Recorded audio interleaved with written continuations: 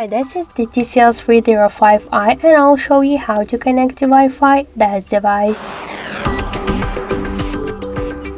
So first open the settings application and then tap the Wi-Fi section. To activate Wi-Fi auto turn it off, you should click here to the switcher.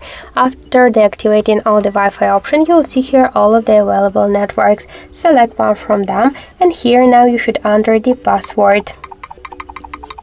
After that, just tap to connect, wait a second, and we could see that we just successfully connected to this network.